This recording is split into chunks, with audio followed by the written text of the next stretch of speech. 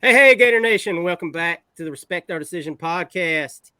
This your boy, Jay Hirsch. And with me, as always, is Mike What's going on? and the hype man, Wes. What's good, Gator Nation? Hey, guys. We got a very special guest with us tonight. Our good friend and former guest of the show, Clarke, writer with SIL Gators and host of the Varsity Roll Up podcast. Connor, thanks for coming on with us.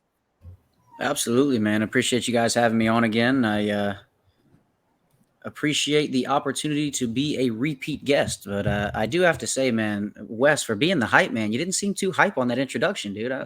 You a little down this weekend after the LSU loss, or what's going on, man? Man, I'm trying to get my feelings and my emotions together, man. It was just crazy interacting with the fans that we have that follow our podcast. There's a lot of negativity going on. I'm drained trying to keep everybody sane. Hey, I'll do my best to help you out and keep the positivity. I'm not going to be quite the sunshine pumper that you are, man, but I'll definitely. Hey, listen, he's the hype man. I listen to the podcast. I know my guy is quite the sunshine pumper, and I respect it, man. But, hey, man, there's one in every group. He's ours, and we claim him. It's essential, man. God love him. God love him. I couldn't live like that. Guys, as always. Well, we know you're negative, Mike, so that's fine. Oh yeah, you got to have it. Guys, as always, please make sure you go out and download us wherever you get your podcast from. We're available on all major platforms. And please make sure you go ahead and check out our YouTube channel, Respect Our Decision. Go ahead and hit that subscribe button. We want to thank you all for hitting 200 subscribers this week. Major milestone for us. We couldn't have done it without y'all's help. We appreciate it. And guys, as always, if you'd like to support us as creators, hit us up on Patreon, Respect Our Decision. As I've been mentioning, we put every dollar we get back into this show to try to make it better for you guys. We appreciate all your love and support. That's why we do it. And finally, guys, right before we get started, I want to just make a quick mention of our sponsor, Camwood Supplements.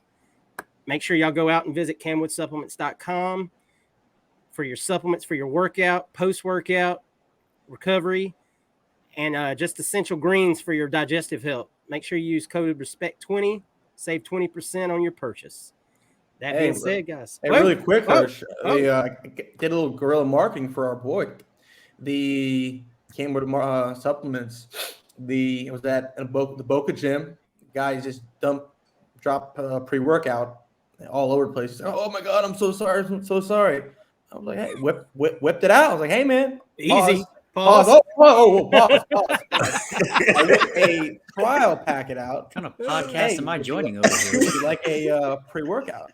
And he's like, yeah, man, you sure? Like, I'm so sorry about dropping it. And he's like, hey, I love the taste. Pause. Dude, I'm out of control.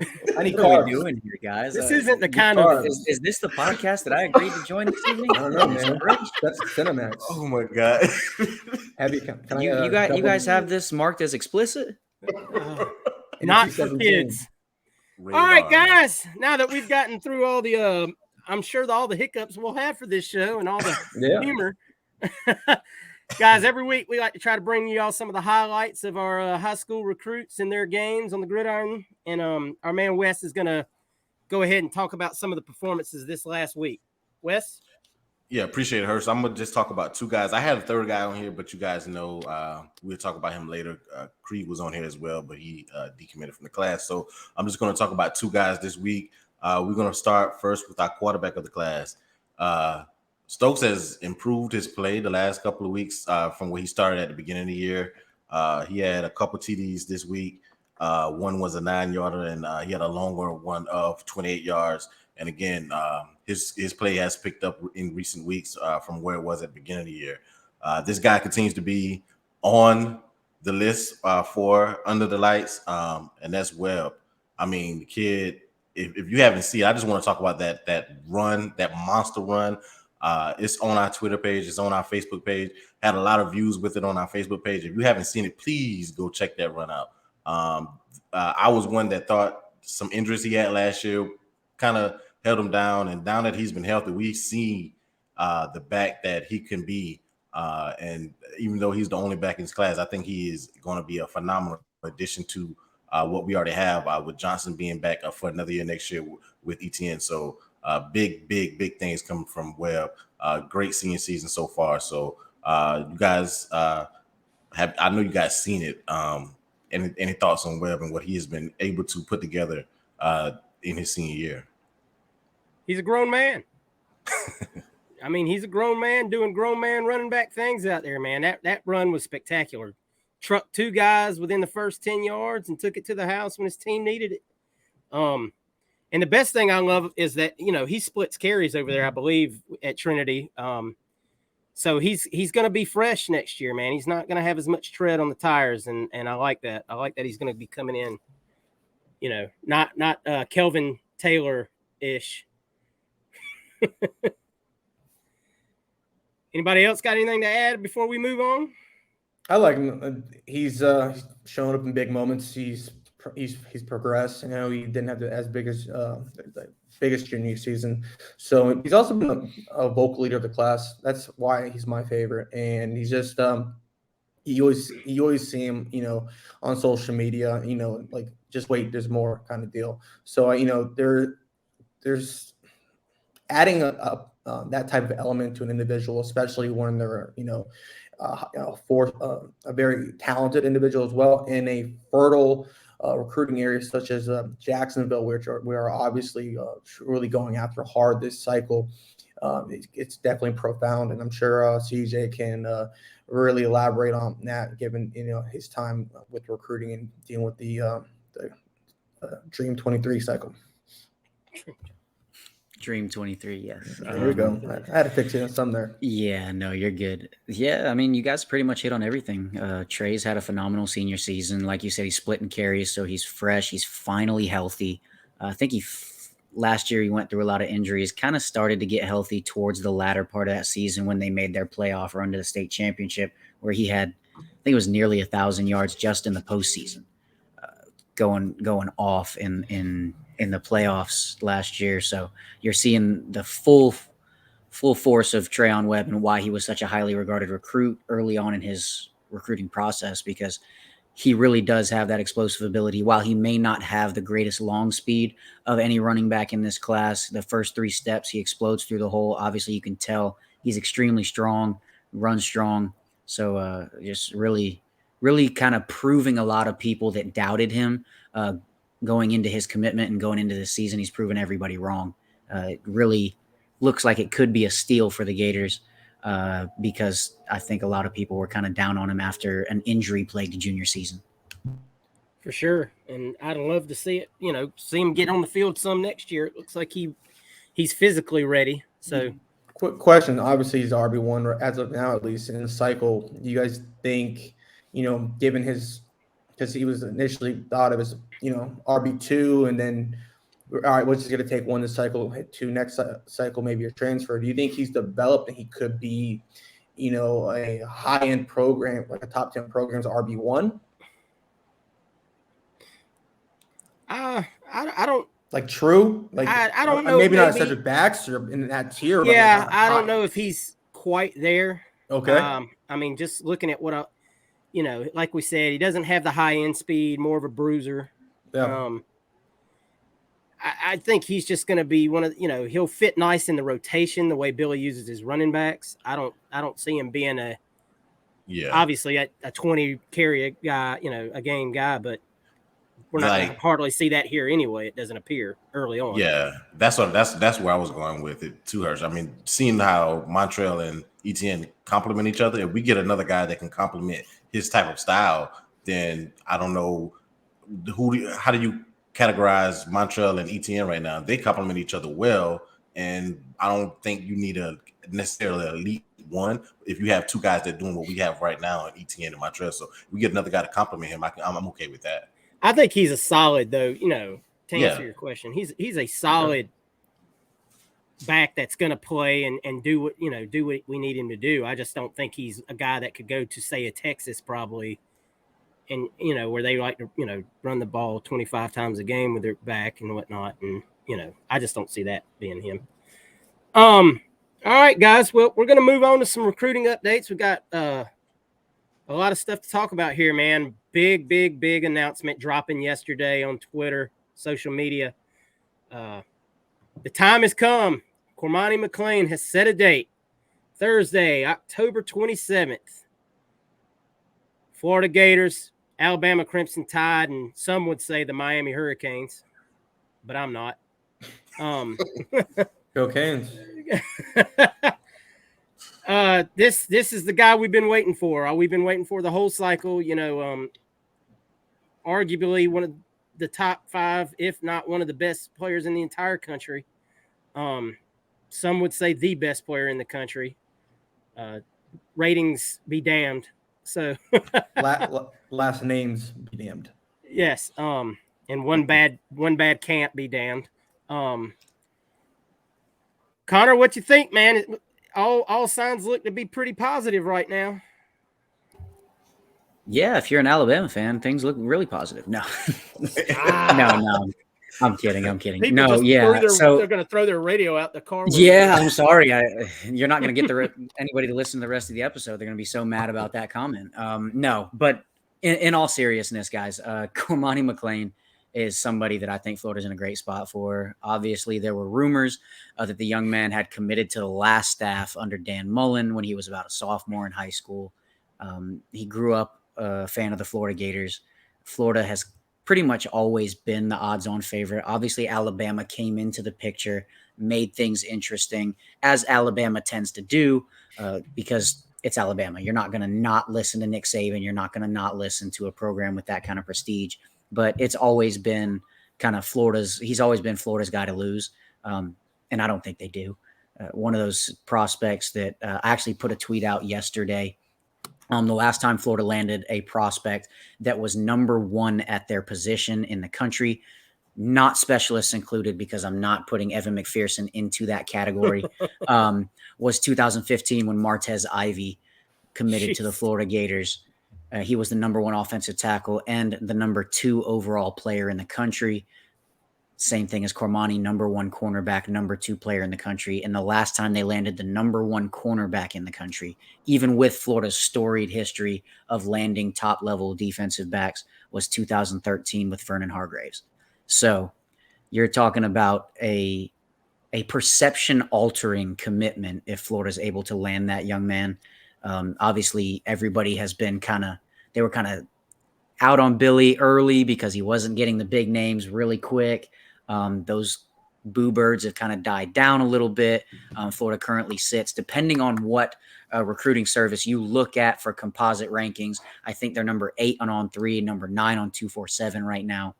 And Cormani McClain on every site is a 5-star, or if you want to talk about On3, 5-star plus.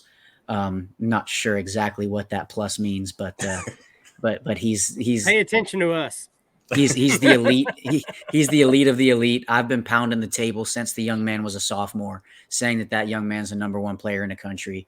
I will not back away from that. It's too late to do so now, even if I wanted to. But no, yet like I said, a perception and program altering commitment if Florida's able to land that young man, and I think they stand the best shot. What are we, about a week away from that commitment right now? I do have a question. I saw this question asked, and fans probably will want to know if he commits to the Gators, what is Florida getting in, and what makes him the number 2 player in the country? That's a great question. So obviously you have lockdown corners. You can look at a Sauce Gardner. You can look at I'm trying to think who's one of the top corners in the country this year. I really haven't paid much attention to national landscape. But you look at guys like that and you see obviously lockdown ability. They'll lock down their side of the field. But with Cormani, you're getting something extra. You're getting somebody that takes the ball away at an extremely high rate. I think his sophomore year, he had 9 interceptions. His junior year, he had 10 interceptions. So typically when you get a lockdown corner, teams are going to throw away from them. Obviously, they're not going to go after that guy. But when they do, it's usually PBUs. It's usually an interception here and there, but you don't see the kind of production that you see from Cormani at the high level of football that he plays in. Obviously, he's playing Florida changed their classifications this year for the state, but he was playing, I think, 7A the last 2 years at Lake Gibson, which is the second highest classification in the state of Florida. and had 19 interceptions in the last 2 years. You do not see that kind of ball production at the high school level. So you get a lockdown corner, but for a program that over the last couple of years has struggled to force turnovers, especially in the secondary, you're getting somebody that can take the ball away from the opposing team consistently. Absolutely. Mike? Yeah, a couple of things. So, I've past few cycles that we obviously haven't gotten them, like maybe a Perkins, but I've said they're program altering players in terms of national perception. Even if it doesn't work out, it's going to help. Maybe potentially get another kid. It's going to that high 4-star down. Like, oh wait, why did Perkins go there last cycle, for example? Hypothetically, of course, but since he's in Florida and in our honey hole, especially Lakeland Dreadnoughts, Ahmad Black coaching him, former All-American. So, I mean, does that kind of take away the shine of maybe a kid that's from, Texas or Alabama that went to Florida? I don't think so. I mean, regardless of where the kid's from, you're getting the number 2 player in the country. Yes, he does go to Lakeland. So you kind of have an inroad there. Obviously, a former Florida Gators, his position coach in high school. But he wasn't until this year. And Florida's been the front runner for for 2 going on 3 years now. So yes, I guess it was a little bit of a quote unquote easier recruitment, if you can even say that. But when you land the number 2 prospect in the country, it doesn't matter where they're from. Okay. You're landing the elite of the elite. And it's just one of those situations where it's like, hey man, if you're going to say, hey, it wasn't as impressive because the kid went to Lakeland, you're just kind of splitting hairs at that point. Yeah, especially doing a one-on-one with Nick Saban when there's no doubt, well, he wasn't a take. I mean, he's absolutely a take any school in the country. I mean, it's kind of normal seeing us stuff Nicholas Saban in the locker for a corner from the state of Florida. But I mean, I digress. I mean, it is what it is. Another one. Do you see him as a day 1 starter? I know he needs to add probably about 10 pounds, but he is quite physical given his size. And he'll probably be, I don't know, but he'll most likely be an early enrollee. So what are your thoughts on that? That's a good question. Obviously, with a kid that's ranked that high, you think they're going to come in and start day 1. Do I think Cormani's capable of that? Yes.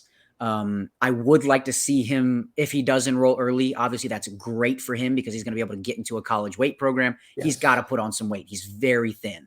He looked like about $170. I think he's less than that. If that. I think he's probably closer to 160, 165. Yeah. But the thing with him is he plays with such athletic ability, with such length, that he could get away with being a little bit more slight at the next level because he's listed at 6'1". I promise you that kid's every bit of 6'2", maybe pushing 6'3". I've stood next to him. His arms are extremely long.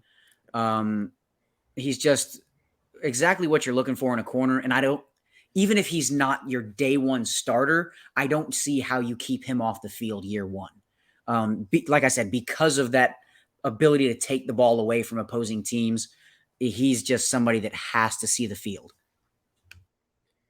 Thank you. So let me ask you this, Connor. When Cormani commits, does that affect anyone like a Jakeem Jackson in this class? I know there's been a lot of speculation out there, and I just want to throw this out for our listeners.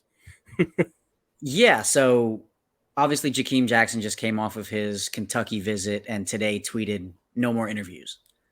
So coming off of a visit like that, you hear no more interviews, especially with Florida fans right now. Over the past couple of years, it's instant. It's instant bad news that pops into your head. Now, I've been told from the very beginning, Florida was looking at taking a very large DB class. They've told every one of those DBs that's the case. I think you could see quite a bit of roster turnover in the defensive backfield. So they're looking to restock really quickly. And that's if Cormani commits, that's 7 defensive backs in this class, which is an insane amount when you think about the kind of numbers that takes up. But with a coach that has to flip the roster so quickly, 7 DBs is not out of the question. And obviously, I think that all of these guys throughout the entire process have been told, hey, we're going to take a big class. Don't freak out when we go after a Cormani, then a Dijon, then Jakeem, then Jordan Castell, then Sharif Denson. Like I said, an unbelievable class. Arguably, if they add Cormani, it's the number one defensive backs class in the country. Absolutely. Bar none. So while I do think as a high school kid, you could see a kid kind of, well, there's 6 other defensive backs here. If I go to Kentucky, I'll be the guy in Jakeem's situation. But as far as I've been told, as long as Florida still wants that young man, which they 100% do, he will be at Florida. I know Corey Raymond loves him, loves his raw ability at defensive back. Now, you guys have to remember, he played 3 games as a DB last year before moving over to DB this year and playing all year. Still extremely raw. So he's got a lot to learn. I don't think he's expecting to be a day one guy. So he can learn from the best defensive backs coach in the country and Corey Raymond. So I don't think there's much to worry about as far as Jakeem Jackson goes. But I've been wrong before. It's recruiting. So you never know. it's recruiting. Things change like the wind. I think it helps as well. Sometimes we do run a 3-3-5. Yeah, well, you're talking about an extremely versatile defensive back class right now. And that's what I was about to say, is that all of these kids are recruited to play multiple positions. Yeah, you've got Dijon Johnson, who can play outside corner or move back to safety. You've got Cormani McClain, who is an outside corner. You've got Jakeem Jackson, who is an outside corner. But then you've got Aaron Gates, Bryce Thornton, Sharif Denson, who could all play in the slot. And then you've got Bryce Thornton, Jordan Castell, and Aaron Gates as well, that can all play safety. So you're talking about an extremely versatile class where kids will find a way to make an impact. I don't think there's too much to worry about with that defensive backs class, because they've said from the very beginning that they're going to take a large number of kids. Fantastic. Obviously, while we're talking about possible decommitments, we have to, bring up Creed, who decommitted earlier this week, and within about 6 hours flipped it over to Mississippi State. I've heard the staff was kind of okay with that. Is that the same vibe that you've got? Yeah. So from what I've been told, the staff kind of expected that. I think I think it has a little bit to do with his brother Trent not getting much playing time this year. Exactly. Yeah, that was going to be my next question. Yeah. So as far as that goes, I wouldn't be surprised to see Trent transfer out after this season, and maybe head over to Mississippi State to play with his brother. I know that was a huge pull for Creed to come to Florida. He wanted to be able to play with his brother at the next level. Now Creed's obviously made the decision to go over to Mississippi State, which I think is a great fit for that young man. I think he's going to do really well in the slot in an air raid offense. But it's not like a huge thing. It's not, and I know it happened right after a bad loss to LSU. So a lot of fans will be like, oh, is this a sign of things to come? Is this the kind of the start of decommitments? When I don't think that's the case. I think it's kind of a one-off thing where Creed decided to do what's best for him. Florida wasn't extremely upset about it. Obviously, if he wanted to stay in the class, they would have kept him, but not one of those, hey, we're going to lose a lot of sleep over Creed going elsewhere. I think we can all be honest. What it came down to, he lost his 4th start and it messed up Billy's blue chip ratio. I mean, it is what it is. Let's call a spade a spade. I mean, as we all know throughout this show, Creed's my guy. The hype man has said this. That was my guy. However, I'm a blue chip Billy, baby. I'm pro this guy. blue chip Billy. You mess up the ratio, you got to go. All right, I'm sorry. God. Got evicted. This poor kid. He never had a chance. Hey. Also, word this week: TJ Searcy is going to be taking an official visit to Tennessee. Any concerns there? I'm not too concerned about that. Tennessee's a program that's been pushing hard for him even before he committed to Florida. I think it came down to Tennessee and Florida when he made his decision. This kid wants to take visits. I don't see TJ is one of the top guys on the board for Florida. If he flips to Tennessee, it is because Tennessee just flat out beat Florida, and I just don't see that happening. TJ's been to a number of games this year, and he is their guy. He's an outstanding young man, an outstanding football player that thinks very highly, and the relationship with Mike Peterson has grown over the course of the recruiting process. And I just don't see him flipping from Mike Peterson. And he's got the opportunity to play early as well with a lot of these kids in this 2023 class, because you're losing a Brenton Cox after this year. So opportunity to make an early impact, I think it helps with Florida there.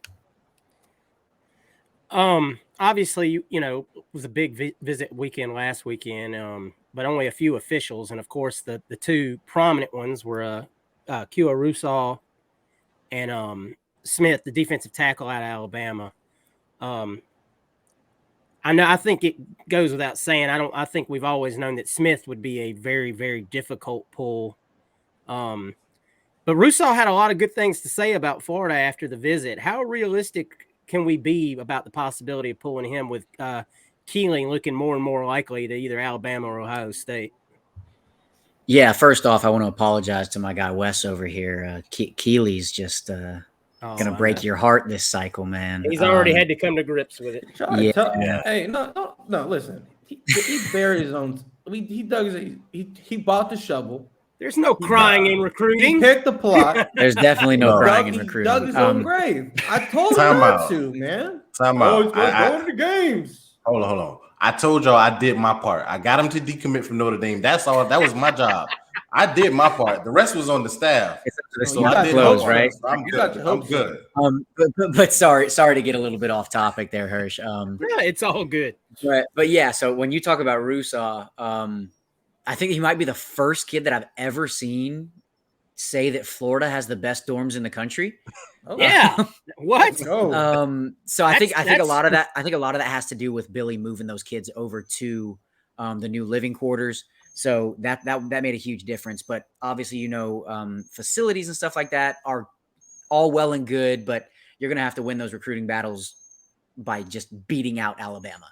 I think James Smith is pretty much Alabama and Georgia. Quay Russaw is a little bit different. He's somebody that I don't think is afraid to leave the state of Alabama. He's actually been pretty vocal about not boxing himself into, hey, I'm going to Alabama just because I'm from Alabama. Yeah. Florida's done a really good job in that recruitment. There's a lot to do with a guy from the state of Alabama. I'm sorry, give me 1 second. Collins. Sorry, my dog won't be quiet. She's no, you're fine. She's recovering from surgery and she's being needy. It's like damn rocking chair. But no, so from the state of Alabama, you have Chase Clarke, who's done a phenomenal job with guys like Kelby Collins, with guys like Shamar James in the past, Scooby Williams. He's a big part of that recruitment. Obviously, Mike Peterson, because he's going to be an outside linebacker / inside linebacker. And Russaw is somebody that likes Florida a lot. A lot of good things were said this weekend, like you said. And he's somebody that just I keep wanting to say Alabama, but it's hard for me to count Florida out because he's just saying all the right things. I think it's going to be very interesting. It's going to come down to the end. And I think Florida actually has a legitimate shot there. And a lot of people think that James Smith and Quay Russaw are a package deal. I don't think that's the case. Yeah, that's lit. I don't think that's the case. Yeah. I mean, really quick. I mean, when's the last time that actually truly occurred? I mean, you take out the Miami kids, and there's a particular reason behind that. I'm not going to touch that, even speak on that. But it doesn't happen. The package deal is always great if the two kids want the same school. The only one I can think of is Ed Monolith and William Barnes. And Monolith is playing better than Barnes.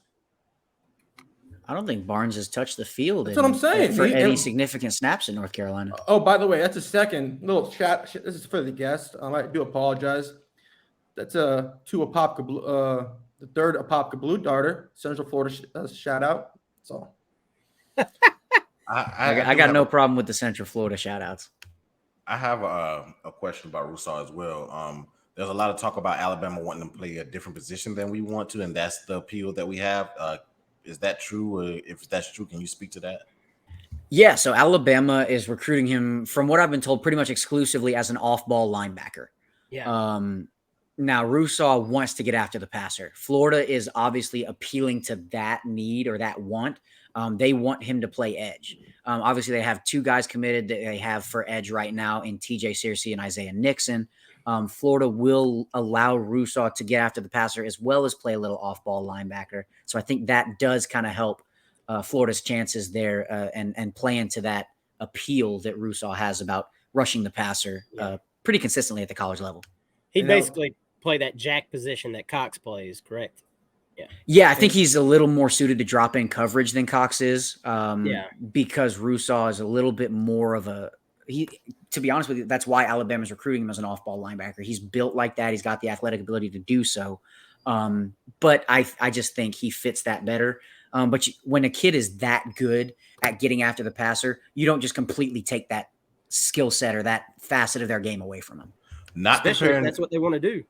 Yeah, I'm not comparing the two, but that's kind of like what people are saying about Micah Parsons for the Cowboys, right? Like if he can play linebacker, but he's like built to go after the passer. Is that kind of what you're saying?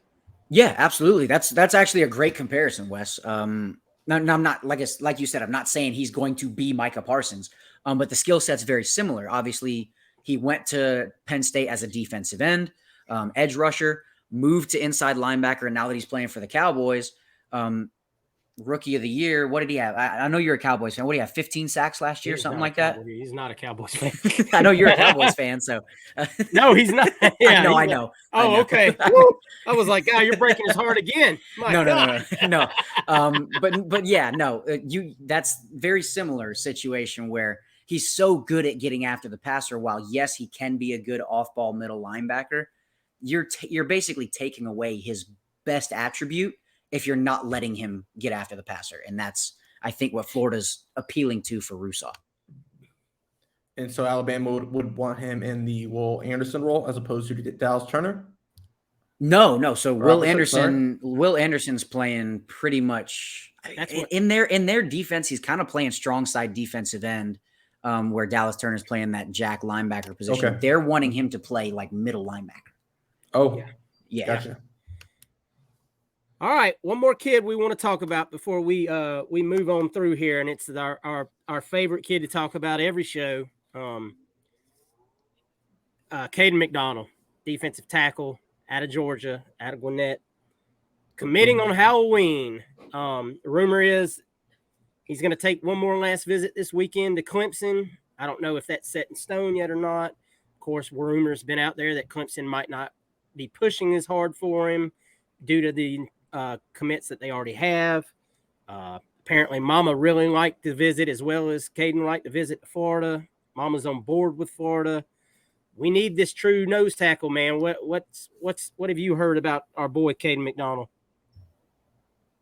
Yeah, you must have the same sources that I do, Hirsch, because you're pretty much saying word for word what I've been hearing, and I know that's Mike's guy. It's the boo, man. He's been wanting a true nose. He's saying the defensive line class is not complete without a true nose. I have to agree with Mike. You're looking at. I'm sorry, Wes. I know you're kind of upset about that.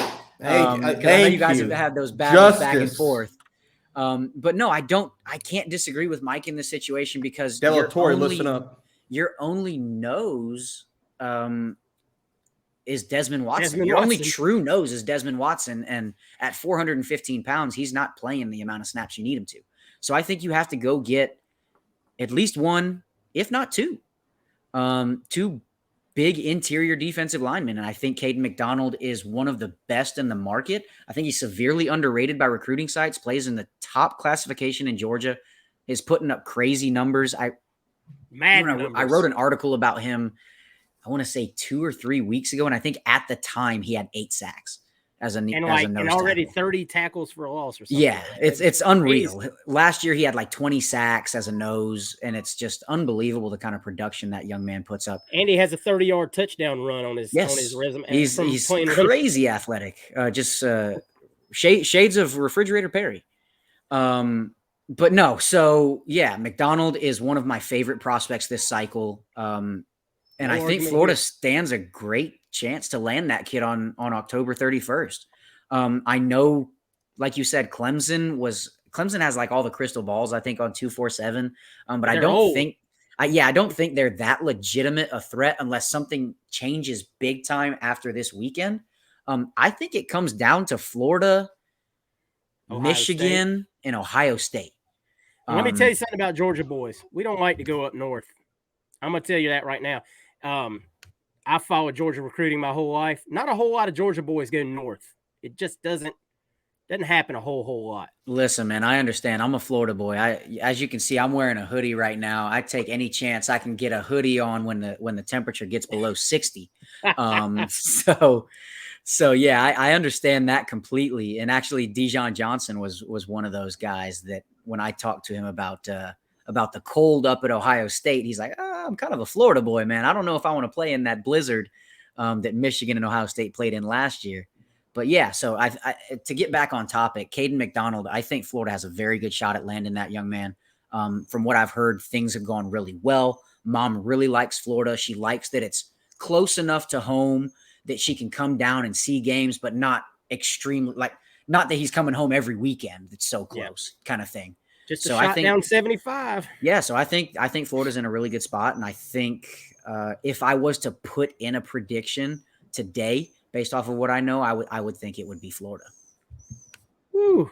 Well, that being said, we got a quick little when you mentioned Mike and Wes about this, we got a guy on our Facebook group, Mr. Justin Wood, that said this week, Mike is going to have to eat some crow on the podcast if we land Caden McDonald. Wes, you better give him all the smoke if we land him.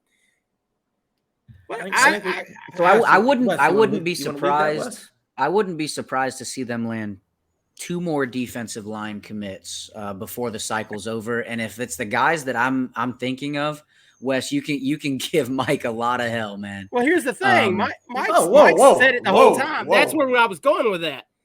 And I hope one's John Walker, but we'll talk about that at another time. Go ahead, Mike. Say your piece. I know. All right. Once again, Mike's got to defend himself. I know. Mike has been. I will say before you go off, Mike. I will say I listen to the podcast, so I know you've been very adamant that if they land a true nose, you are happy with the defensive line class. That's it. And I honestly want it, even if it's a developmental nose. I'm sorry if I like developing players, and I know for a fact. Oh, hey, and really quick. Actually, you know what? I don't even want to go down that rabbit hole. It takes, if you're closer to the line of scrimmage, it takes longer to get, exactly. It takes longer to develop. And for the folks that cannot see right now, Connor is shaking his head or nodding in agreement adamantly. The closer you get to the ball, the harder it is to make an impact early in your career. Thank you, sir. All right, but I digress. Main thing is, Caden McDonald and any nose, it had to be in the class. We don't have the numbers. If you want to get a transfer, that's fine, but we've been doing transfers for eons. You need kids to get in the program. So at nobody, you can't just Kelvin Collins, he's a 3-tech.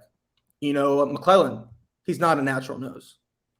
He can play it, yes. Well, Norman, he can play it, but you're in the SEC. You don't want someone who can play nose. You want a nose.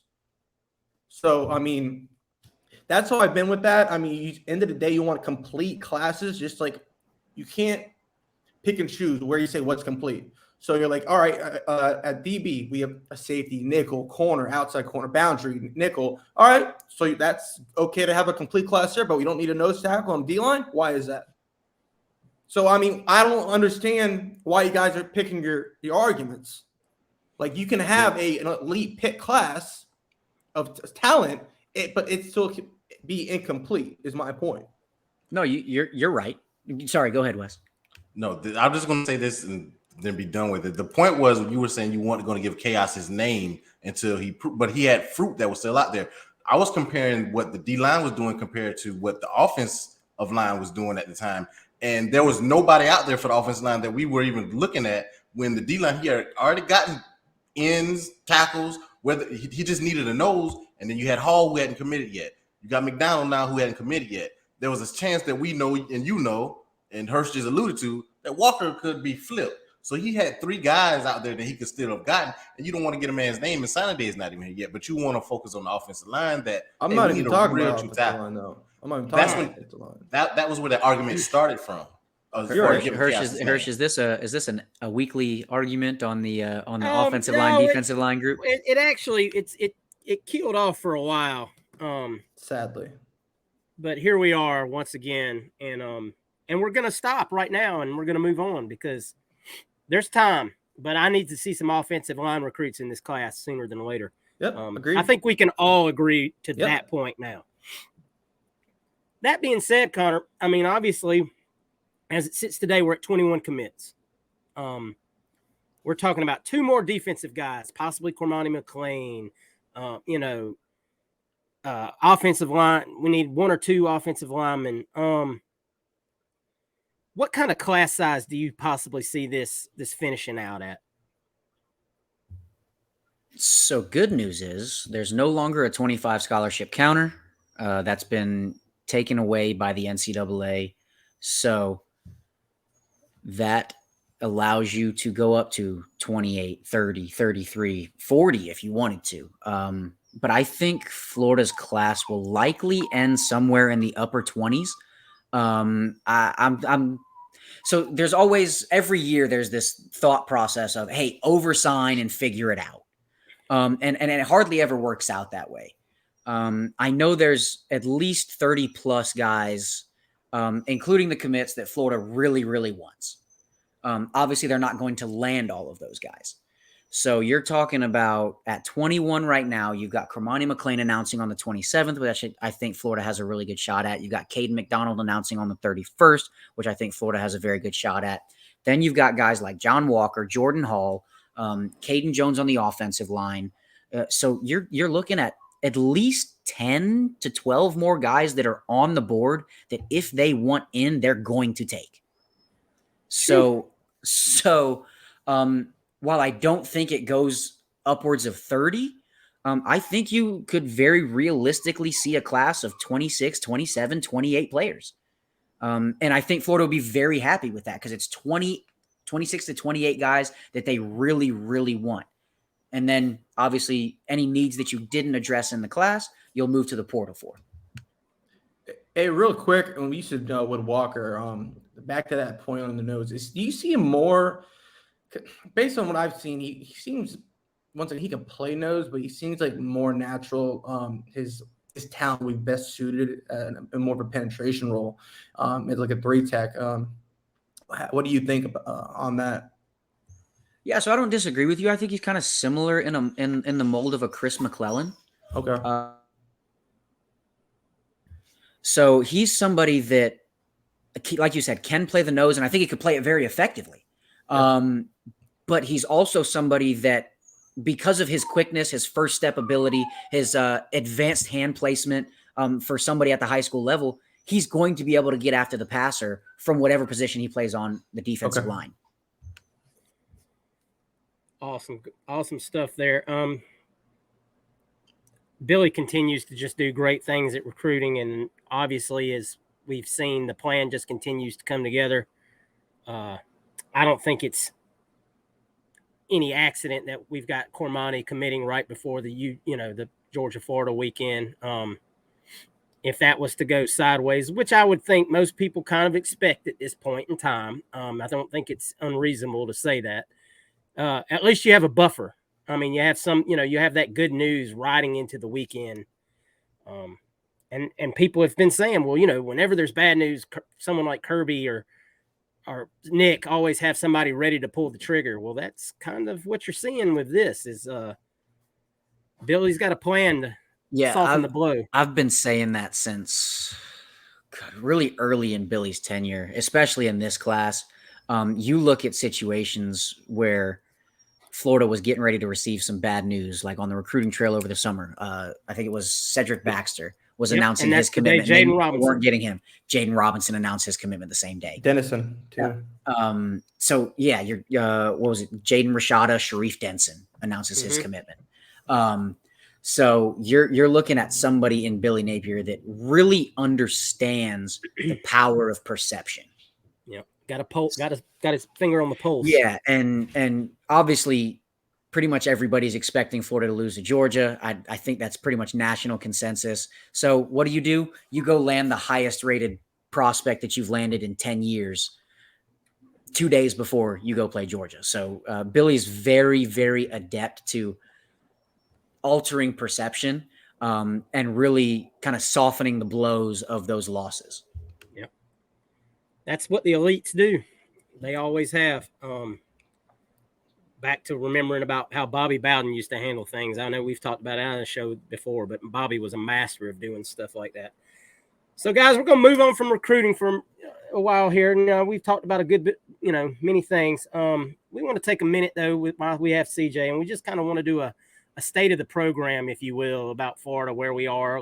Just a game after, past the midway mark. Obviously, there's been some good.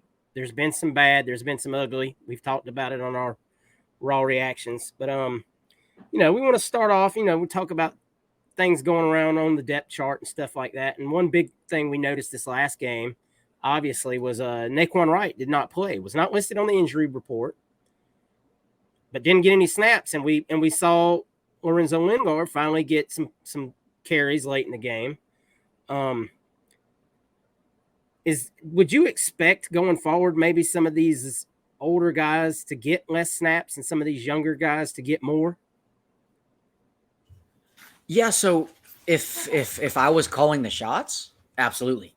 You're looking at a team that's 4-3 going into Georgia, more than likely going to be 4-4 coming out of that game. So you've got to get the young guys reps to get them prepared for the next season. This has always been a rebuild for Billy Napier, and the best way to get yourself ready for the next season is get those young guys reps. I was really encouraged to see Lorenzo Lingard get some touches against LSU. I think this week, Billy in his press conference, actually today at the SEC teleconference, said that Lorenzo Lingard has impressed him a lot during practice the last couple weeks. And that's the reason why he got touches against LSU. He did well in his touches. I think he had 3 carries for 16 yards or something to that effect. Not outstanding numbers, but a little over 5 yards a carry. That's going to get you the opportunity to touch the ball more. And I've kind of been saying it since the beginning of the year. While I'm a big Naquan Wright fan, I think he's a phenomenal young man. I think he's a good football player. I just don't think he fits this offensive scheme. Nope. He is not a zone running back. He's not patient enough like you see Montrell, like you see Trevor, waiting for those holes to open up. Naquan's just a hit it and go kind of guy. And I don't think that's a knock on Naquan. He just doesn't fit the system as well as the others, which is why you've seen guys like Montrell Johnson and Trevor Etienne float to the top of that depth chart. I think you'll continue to see Kamari Wilson get a lot of playing time. I think you're going to continue to see Shamar James get more and more playing time. Devin Moore, when he comes back from injury, will get a lot of playing time. And those 3 guys have gotten pretty solid PT over the course of the year. I think you're going to continue to see some other young guys get more and more, like Chris McClellan. I'm trying to think of who else. Marcus Burke's been getting a little bit more playing time over the last couple games. Caleb Douglas saw some action against LSU. So you're talking about the guys that you're going to be building around over the course of the next 2-3 years if you're Billy Napier, and you're getting them significant minutes. Now, do I think those guys are suddenly thrust into the fire against Georgia? No, absolutely not. But I do expect to see them on the field. Guys, anything you'd like to add on to that? Yeah, I mean, I'd like to rotating the younger guys in. I don't want automatically somebody to just start them automatically. I think a lot of people just need to keep in mind, because I want a youth movement. I do, but I think a lot of people, they need to realize there's more than just obviously everyone does not like Dean right now. Okay, fine. I get it. He's not playing well, but there's a lot of behind the scene things that these kids have to do that if they don't do them, they will not see the field. We're talking meetings. We're talking going to your classes. We're talking going to your going to study halls.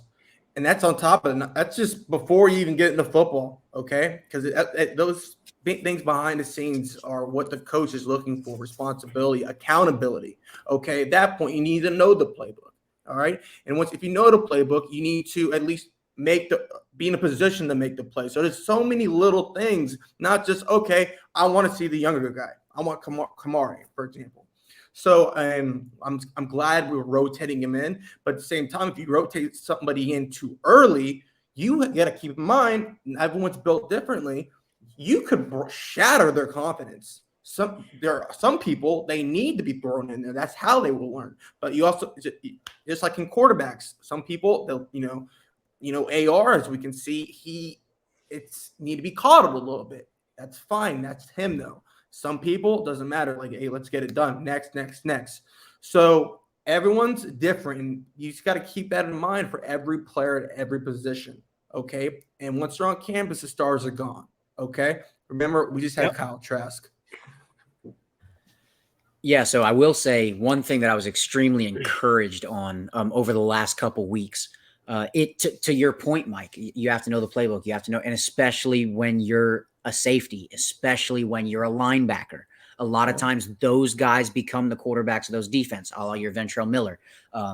Guys in the past, you're looking at Marcus May, you're looking at Matt Elam. All those guys, they were the guys that were calling under Muschamp, the safeties called out the plays on the defense, called the coverages. It depends on who your defensive coordinator is. But one thing that I was extremely encouraged on was Shamar James. Last couple weeks, you see him out there. He wasn't an early enrollee, so he wasn't on campus in January with Kamari Wilson, Devin Moore, and Chris McClellan.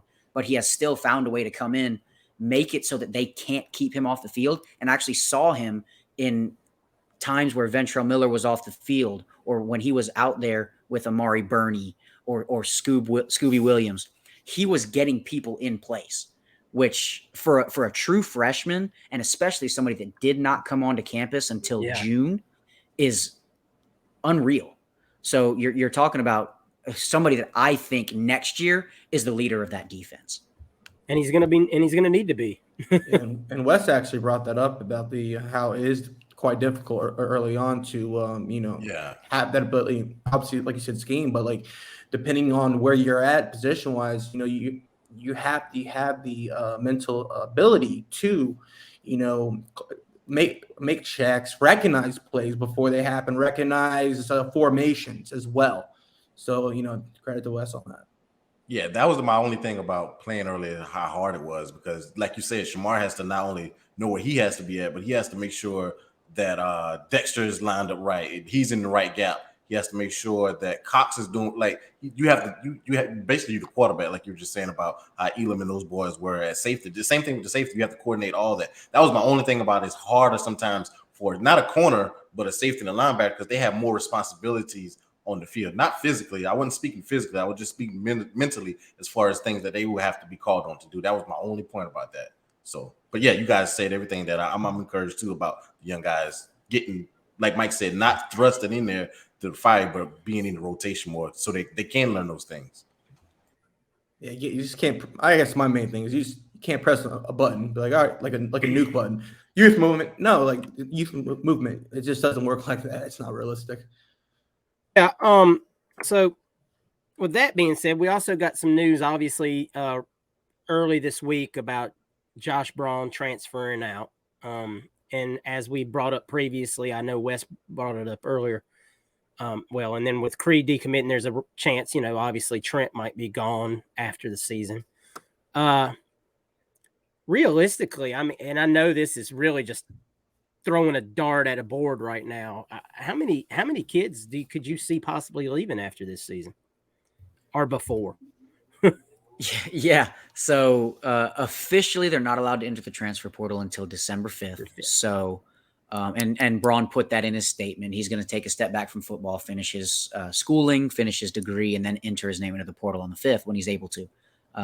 But first and foremost, it's kind of hard to pin down like, hey, I think you can expect to see X number of players hit the portal.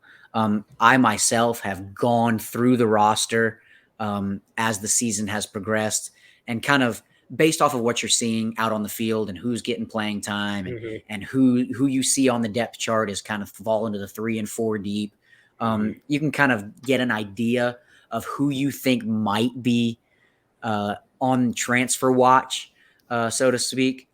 But Braun is the first of what I believe to be many after the season is over. You're talking about a program that, like we kind of discussed a little bit earlier, has to flip a roster very fast.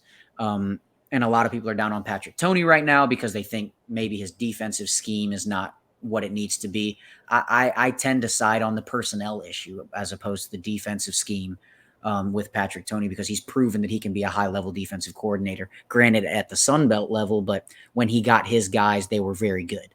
So if I had to give you a number, Hirsch, I think you could see double digits transfer out after spring. I'm not going to say an exact number, but I think you could see double-digit departures from the program, including a number from the secondary, which is why I think they're trying to bring in so many defensive backs. I think you could see a couple guys from the defensive line, several from the wide receiver room. I think will be gone after this season.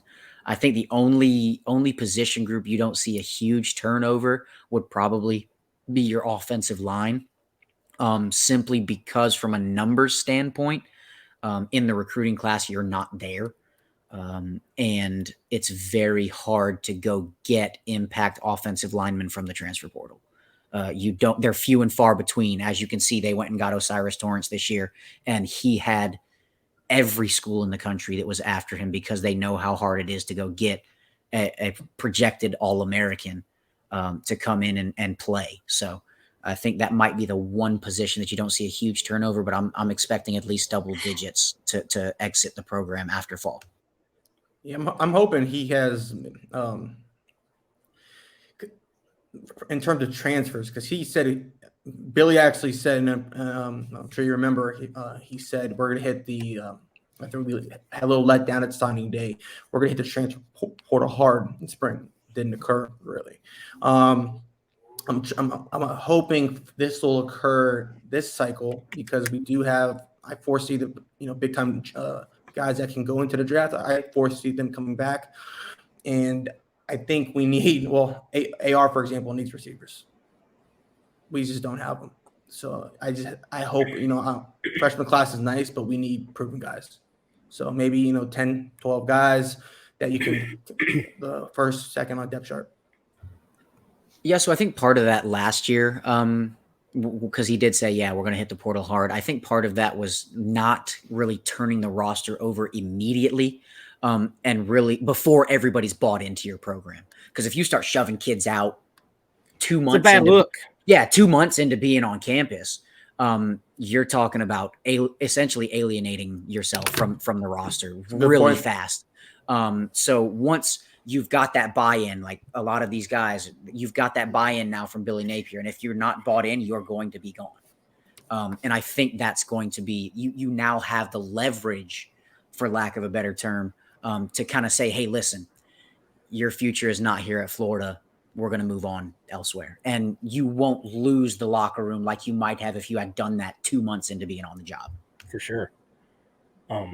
I've brought it up in previous episodes. We were talking about this same topic that, any new head coach and or GM, when they come to an NFL team, the average number is 60% turnover of a roster. Obviously in college, it's not as easy to do. You can't just you can cut a guy, obviously, but that's like you said, you'll lose the locker room if you do that. Plus, Billy didn't all the way know what he had and didn't have, when he first took the job. So I think now that we've played games, we've seen what guys can do in the heat of battle, so to speak, and he gets a better idea of who fits and who doesn't, you'll definitely start to see more guys roll out and them go look for guys that can fit the quote unquote puzzle that we've been talking about for weeks now. Connor, let me ask you a question going forward here. You know, I want to put this out there. So, you know, we're not the most reasonable fan base a lot of the times, you know. Gator Nation. Understatement of the year. Yeah, no doubt. I'm trying to keep it nice because I'm the mid-level guy here. You know, I don't go too hot, too cold. In your mind, what do the Gators need to do from here to the end of the season to constitute a successful season, a successful product for year one? Yeah, that's a great question, and I'm sure a lot of Gator fans that listen to this podcast will not like my answer. But to me, a successful season ends in a bowl game in a top 10 recruiting class. I think the biggest thing, and I know people are going to be like, well, 6-6, that's terrible. I think it's been proven. You can look at Kirby Smart's first year at Georgia. You can look at several other guys that took over situations where they had to install their stuff. And wins and losses are not a huge deal year one. As far as affecting recruiting, as long as those kids that you're recruiting can see the vision that you are selling them. So as far as I'm concerned, you have to get to a bowl game, get to 6 wins, get those extra practices so that you can start turning things over to the next year. Like we talked about, Shamar James, Kamari Wilson, Chris McClellan, those young guys that are in the program would be extremely benefited from those extra practices, because once you get over to a bowl game, if you're talking 6-6, you're talking what the tire care, auto care bowl or whatever you want to talk about, not necessarily a huge bowl game. So you use those extra, it's like 12 or 15 practices to get your guys ready for next year. So number one is getting to a bowl game. I think I predicted before the season started Florida to go 7-5. I still think they have an opportunity to do that. And they just need to finish in the top 10 in recruiting, which I think they will do based off of what I've seen from Billy Napier and his staff thus far this year. That's, you know, I can't disagree with you. I don't think anybody else really that looks at things reasonably can either. I know Mike's been saying 6 to 10 wins since week one, and it's kind of a comedy thing, but at the same point, he's very right, because so much of the schedule were coin flip games, as Mike likes to put it. LSU Florida was very much a coin flip game. Florida Kentucky, Utah was a coin flip game because we just didn't know. We didn't know what to expect. Texas A&M, now that we see them, I mean, you know, very much. I would argue that South Carolina and Florida State are both coin flip games. Absolutely. I would not disagree at all, because you don't know what you're going to be when you get there at this point. I mean, can I go on record and say the Florida Gators are not losing to a quarterback from the state of Arizona? Yes, we know your take on Spencer Rattler, but we'll cover that in a few weeks. Oh. All right. Let's we wanted to ask you a question, Connor.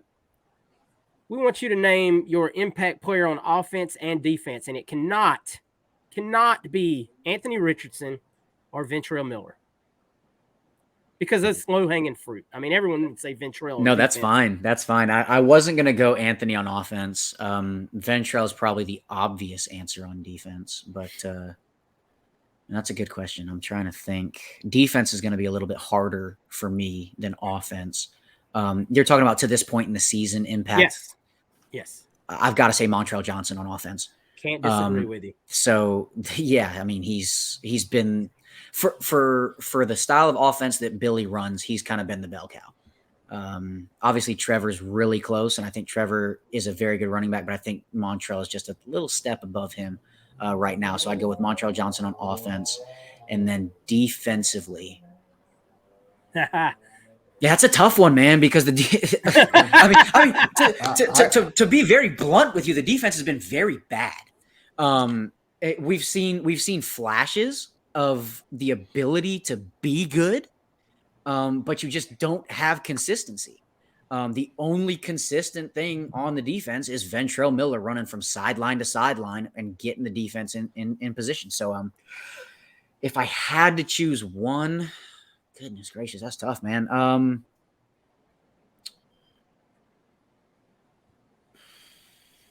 Man, I really don't know. Because if the couple guys that I'm thinking of wouldn't really be impact guys, they'd be more kind of like under the radar that I think have been better. Well, let us have it. Let us have that one. So I think Chris McClellan is somebody that has been when You took given Wes's. That's Wes's man. when given his opportunities, Chris trademarked his McClellan name. has made an impact. And on a defensive unit so granted, I think Javon Dexter is getting double teamed a lot. So his impact is not as. I honestly thought you were as going to say profound. Cox. I have a love-hate relationship forgot with Brenton Cox, I think the whole fan base does. And potential because All-Americans Brenton don't get Cox double teamed, right? flashes to be a first-round draft pick and an elite edge rusher, but he does not contain the edge to save his life. You can sit there and watch a game, and 90% of his moves bring him inside the offensive tackle. 90%. I promise you. Go watch a game and watch his moves, and it's inside. He does an inside pass rush move almost every time. He's improved from last year significantly in terms of containment. You're talking about Cox? Yeah. Yeah. No, he's definitely better than last year, but it's still not good. You can tell he's making a true effort to do it. Yeah, but it's he is, but it's still not good. Yeah. So yeah, if I had to choose one, I would probably say with his opportunities, Chris McClellan's been my guy. That is Wes's man. Yeah, between him, I mean, Shamar James is kind of an easy one, and I would say probably Antoine Powell is another kind of guy that's kind of flown under the radar, and he's played really well. But yeah, if I had to choose one, I'd say Chris McClellan. See, Wes, you could have had McClellan, but you refused to pronounce his last name. So C-Mac, man, that's all you need to say. Yeah. C-Mac. Hey, man, I've been very impressed with him, man. I didn't think he was somebody that was going to come in and make an impact as a freshman. It's hard to do that in the trenches. And like I said, given his opportunity, he made 2 really big plays against Tennessee. He's effectively beat double teams when he's been in there. So he's really impressed me this year for sure. Yeah, I thought he had too much baby fat, but I'm glad I'm wrong. All right. So I'll go real quick if you don't mind, Hirsch. Go ahead. Mine on offense, it's going to be Osiris Torrance. It's not even debatable for me. Our centers played like dog crap. Let the whole O-line down, in my opinion, based on projection of what he possibly could leave early. Only place he could leave right now is to intramurals. Moving forward, and now he just dominated the line of scrimmage, played himself possibly into the back end of the first round. So he even maybe improves his draft stock. So now over to the other side of the ball, this may surprise some people. I'm going Big Des. I will maintain he truly let the team down on off-season conditioning because he came in overweight. It's inexcusable. But however, he's without him, I don't even like our defense is bad, but I think our defense may be kicked out of the FCS without him. So he's truly stepped up, made some plays, and especially given his weight, him playing 30 snaps at that weight is remarkable. And I remember the first game he had some bad plays, like dude, either get off the field or just fall down and make a pile as a D lineman. That's what you're taught to do. If you're too tired, you're going to get pushed back, fall down, and make a pile. So those could be my 2 guys. Wes? Yeah, I'm going to go. Y'all know I'm going to go with Trevor on offense. I've been hyping him up all year, so no need to leave Trevor now. So I'm still on the Trevor train. That's my guy. And I'm going to go with my South Carolina boy. I got to go with Boone. Another guy that seems when he's on the field, he flashes to me. Since kind of got my guy C-Mac. Since kind of got C-Mac for me. Jeez. I'm going to go with my South Carolina boy. Boone. I'm going to go with Boone. Boone flashes to me. So when he gets his opportunity, I know he started a couple times when he beat out Princely one week. And it was just like, I love how they do it. If whoever must have the best practice, that's who starts between him and Princely. So got to give Boone a shout out, my Carolina boy. Yeah, since Mike took Osiris from me, I'm gonna go with a friend of the show, Justin Shorter. Justin's made a tremendous stride from previous seasons to this year. Last I saw, he was top 10 receiving in the SEC. Been a while since we've had a guy in that category. So him and white boy Rick are kind of neck and neck. It's good to have some receivers that can fly, that can make some catches. And, I'm hoping we have Ricky for one more season to really see what he can bring to the table. I have no doubt that he'll be back. But defensively, There's people, man. You can say I really like what I've seen in spurts from Kamari Wilson. I think he's shown that he is going to be the future at safety. Big hitter. Obviously, Shamar's played really well, coming on stronger and stronger week by week, like Connor already brought up. So, the young guys in general, man. I mean, Devin Moore, when he was on the field, was doing a great job. So I just really like what you're seeing from all the young guys, and not the seniors of the class. That's all I can say. So we're going to say real quick, what is, as it stands today, Gators 4-3. What is our season prediction for our record? CJ, you're the guest. You get to go first on this. I know you've already said 6-6 would be successful. Is that what you believe we go? No, I think I said 7-5. Beginning of the season, I'm going to stick with 7-5. I think they get those wins over Vandy, South Carolina, and Florida State and get to 7-5. Sounds about right. Wes? I have to agree. Yeah, I have to agree with Connor, man. You know what? I'm not going to do that. I knew he couldn't. We're going to get one, either or Texas A&M or Georgia. We're going to get one of them. So I'm going to go with 8-4. One of them. We're going to get one. Watch. All right, Mike. Hit us with it. Is it 6-6 or 9-3? You ready for this? No, we're going to close out, man. We're beating everybody except Brock Bowers, who's one of the top 3 players in the country. Jesus, Mike. That's not doable. You're to tell me. You're telling me. He said the same thing I said, basically. Yeah, no, I know that. He said the same thing. No, I know that. I hear Jesus. Like I can't. Yeah. But you're not. We're undefeated, Key, right this now. This guy right here. I'll break it down. No, we don't need you to. We don't need you to break it down. All right, we don't need that, bro. We don't need you to break it down. We'd be here all night. You're right. I'm gonna stick rationally with Connor and go 7-5. There's too many hiccups that could still happen and will happen. I mean, that's you got to imagine at some point some of these guys are going to get frustrated and it's going to show on the field. I just got a feeling that's just going to happen.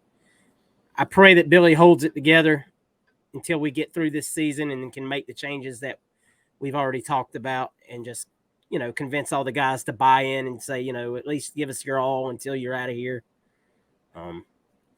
Easier said than done with kids of that age, everybody wants to go where they're wanted or where they think they can start day one and play tomorrow and whatnot. But man's a leader, and I have no doubt that he'll be able to at least, get the most out of them. They, like Mike has said in every episode, man, these guys have fought in every single game. That's one thing they have truly done. They have not laid down and died, even though the defense did look dead last game. If you're last, if you're 131 teams, if you're last, like that, and you're still playing hard, like that's hard to do. Like it's tough. All right, guys. Well, we've had some good talking points. Connor, you got time to stick around to pick 10 football games? 10 football games. Yeah, our weekly pick 'em. We pick 10 games of the week. Yeah, sure. Why not? Keep it short and sweet. We keep it short and sweet. One word answers. Man, I'm telling you now, Hirsch came back to earth last week with a little 5-5 action. As Mike and Wes both went 6-4 to gain a game on me, but they still trail.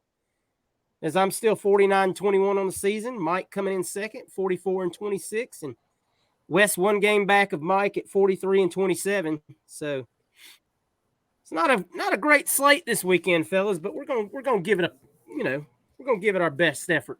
So game 1, Syracuse at Clemson. Undefeated Syracuse at undefeated Clemson. Connor, what you think about that? What do you think? You said it's at Clemson? At Clemson. Clemson. There you have it. Wes. Clemson. Mike. Dino owns Dabo. I knew he was going with Q's. Dino owns Dabo. Yeah, Hughes. I'm going with Clemson. I'm going to let Mike have his upset there if it happens, which I don't think it's going to happen. It's already happened. All right. The Chip Kelly Bowl. UCLA at Oregon. Ooh, I'll go. Undefeated UCLA. Yeah, let's reverse it. Yeah, Go ahead. I'll Mike. go. Bo Nix is going to lose because he's bad at football. Hey, I got to say this, man. Mike is nothing if he is not consistent. Mike will not. If Mike puts his foot in the ground, you'll break that knee off because that foot ain't moving. Wes, who you got? I'm going with UCLA as well, man. All right, Connor, who you think? Yeah, I've got to go with UCLA, man. DTR is playing really well this year. Yeah, I can't pick Bo Nix in a football game. UCLA rolls. That's even about losing. Like I can accept that loss. I'm picking him. All right. Hurst thought about it. Yeah, no, I just baited him in on it. There's no way. The Lane Train going on down to the Death Valley. Ole Miss at LSU. Swing it back around, Connor. Ole Miss. Wow, he's just Rebels. 2 point. Yeah, I'm going to Rebels as well. Mike. Ole Miss, LSU will continue to be a bad first half team against every other team in the country except us. Yeah, Ole Miss has offense, and I'm assuming that they'll get more than 2 defensive stops the entire game. So I'll go with Ole Miss on that too. Their defense is Put stops in weird, quotes. They'll maybe get 3 stops. Who knows? Their defense has been weird lately, though. All right. Texas at Oklahoma State. Mike. Oklahoma State keeps slapping me in the face, so I'm going to respect Mike Gundy because he's a grown man. So I'm going with the Cowpokes. He's not 40 anymore, though. No, I omitted that. Yeah, I told you last week about OK State. Yeah, I'm going with this. Is the only time you hear me say "Go Cowboys." We'll go Pokes. You mean you're not a Cowboys fan, Wes? Nah, man. I'm gonna say some words I can't Go say. ahead, Connor. Yeah, that's a tough one to me because with Quinn Ewers back, I think Texas is a better team, but Spencer Sanders is playing real well. I think I'm going to go with Oklahoma State. All right. Tough environment. Cool. Hook 'em. I'm gonna go ahead and take Texas on that one because I think Ewers looks really good when he's healthy. All right. In Oklahoma State, they always lose games that are big. Mississippi State at Alabama, the Pirate taking on a broken and beat down Bama fan base. Oh boy, I'm sure there won't be any hell to pay this week, will there? I feel sorry for Mississippi State, man. Getting Alabama coming off a loss, I freaking tied by 3 touchdowns. Wes. Yeah, they had a stat up this week. The last 3 losses Alabama's had. Guess who they played the next week? Mississippi State. Mississippi State. And they crushed time. them every time. So I'm going with Bama, man. Every time it's Mississippi State, and they blow them out every time. Mike, I dare you to pick against the Pirate. I dare you. Is their quarterback healthy? Yeah, he's healthy. Yeah, everybody's healthy. Damn. Let me come back to that one. No. I'll pick Bama then. You may have had upset pick. You would let me come back to that. I don't I'll pick care. Bama. Everybody knows Bama's going to win this game. Get out of here. Don't doubt the Pirate. All right. Kansas State that and the ghost of Bill Snyder heading on down to play the Horn Dogs of TCU. We're never gonna let Mike live it down. The Horn Dogs. The Horn Dogs, baby. You got him, TCU, Mike. Absolutely. Yes, sir. Wes, Yeah, I'm going with Mike's boys. what you think, Connor? Yeah, I got to go TCU on that one. TCU's playing well this year. Yeah, man, I picked against TCU last week. I said I didn't want to do it, and I did, and they lost. Not doing it again. Go Horn Dogs. Horn Dogs. All right. Started here. I'm gonna put Mike in the corner on this one. Stuff. Texas A&M at South Carolina. Ooh, boy. Connor, what you think on that one? I've got to go with A&M. All right. Wes? I hate South Carolina and I hate Jimbo. I live in South Carolina. I hate the Gamecocks. And I hate Jimbo Fisher. Jimbo pulls one out in hating Williams hard. Stadium. That's what I was about to say. You got to get all that God, hate out bro. your heart. My God, that's a lot of hate. Jesus. Jimbo's falling off, but he'll get a win this week. He keeps All right, skating Mike. on thin ice. All right, Mike. I know what you usually say, but you don't trust that other quarterback either.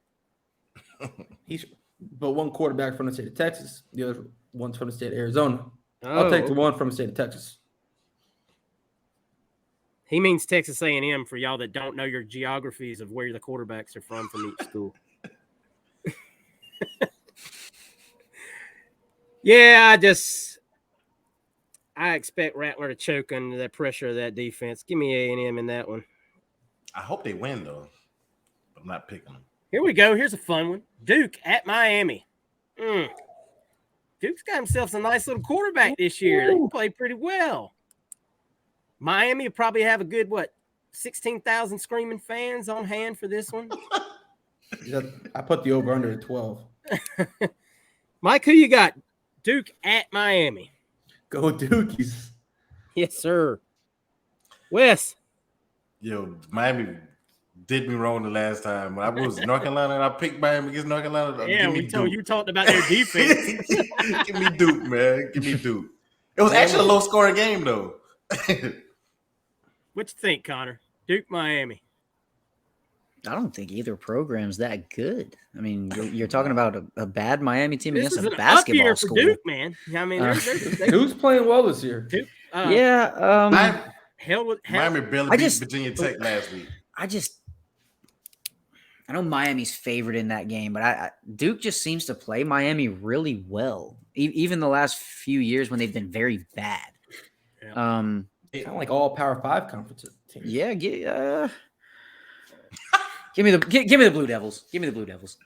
West caught it. Yeah, I caught that. I don't know. They both. They almost lost to VTech last Friday. 18 penalties. It's a road game for both teams. Yeah. It's neutral site. Neutral site. Yeah, they're playing in the Miami Dolphins Stadium. You know what? Maybe I'll put the reverse on them, and I'll pick Miami. I picked Virginia Tech last week, and it cost me. So I'll go ahead. Huh? Rookie move? Yeah, well, they almost lost it. I never pick against Metallica, man. I told you, Enter Sandman. I can't pick against it. Kansas at Baylor. Connor, I know you probably know a lot about both these programs. Yeah, I know. Yeah, definitely well versed in both programs. No, I'm gonna go Baylor. Kansas lost their starting quarterback for the year, and see, I didn't even know that. That ought to make it real easy. Go ahead, Wes. Yeah. Yeah, that's who they were riding. They were riding that quarterback of Kansas. I think they lost the last 2 weeks, though, so I'm going to go with Baylor. Mike. That one, just keep in mind, that backup's good. So, not like he's not garbage. So, but I'm going to go with the home team on this one. Kansas is still a solid football team, but I'm going to go with Aranda. Yeah, like I've always said, my sister went to Baylor, so I'm contractually obligated to pick Baylor in all games. So Baylor, roll Bears. All right. just to round it out, I had to throw this one in here as a, who kicks the last field goal. Vanderbilt at Missouri. Woo! Barn burner. Literally might be some barns on fire when this one's over. Mike. Out of some hate in this one for me. I like the. I think Missouri's going to ride that running game to victory. Wes. Yeah, I saw Missouri against Georgia, and then you see Vanderbilt versus Georgia last week. Two totally different games. I'm gonna go with Mizzou. Yeah, I got Mizzou as well. Yeah. Vanderbilt has like one healthy running back left in their whole stable. Last week they had two and one got injured, so that's They started off well against Georgia. They may be pulling from the student body, which means they might be getting someone that's a mathlete or something like that out there to play running back this week. All right, guys. Another great episode. Connor, man, thank you so much for coming on again. Great to have you, our first ever return guest. We appreciate all the knowledge you brought to the show and, just sharing it with all of us and our guests, that listen to the show. We appreciate it so much. Guys, make sure you can follow Connor on Twitter. He writes he's a writer for SI All Gators and co-host of the Varsity podcast for the Roll Up Network. Guys, anything y'all want to add before we jump up? Bateman got us. All right, guys, before I kick it to Wes to take us home, just want to remind you, like I say every week, go ahead and download us wherever you get your podcast from. We're available on all providers. Continue to say, please go check out our YouTube page and make sure you subscribe to the channel and like and comment on every video. Tell us how we're doing. We appreciate all the new subscribers and the new followers to our Facebook page. And as always, guys, if you'd like to support us as creators, check us out at our Patreon. Respect our decision. We put every dollar back into the show to try to just keep getting better for you, because if you're not getting better, Mike, you're getting worse. Absolutely. Connor, you want to let the people know where they can find you at?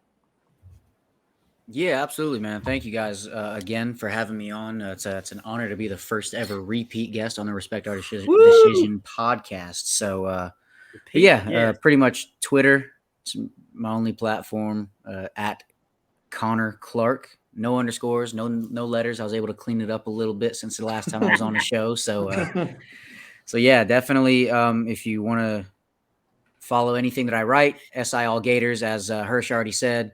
It's at All Gators on FN is our site account. And then for our podcast, follow us at rollup_varsity. And just appreciate you guys for having me on, and appreciate all the support that you guys have shown over the course of my career as a writer and now recently a podcaster. Absolutely. I just want to say we do appreciate you changing your Twitter handle, because we actually did get some complaints. What? Yeah, I had to make sure I quieted the naysayers on all those extra underscores and numbers and everything. It needs to be much cleaner. Yeah, I mean, if I want to search your tweet history, I got to be able to know that real quick. All right, Wes, take us home, buddy. All right. Appreciate it, Hers. Again, thank you, Connor, for coming on. To all our listeners, we thank you guys for listening in to us. Again, like we always say, if you're a veteran or yourself, or if you know someone that's a veteran and trying to get everything situated as far as disability is concerned, please reach out to us on whatever platform. We will get back to you to assist you guys. We support our troops here, so we thank you guys. And those that are listening that are veterans, thank you for your service, and go Gators. Go Gators. Go Gators.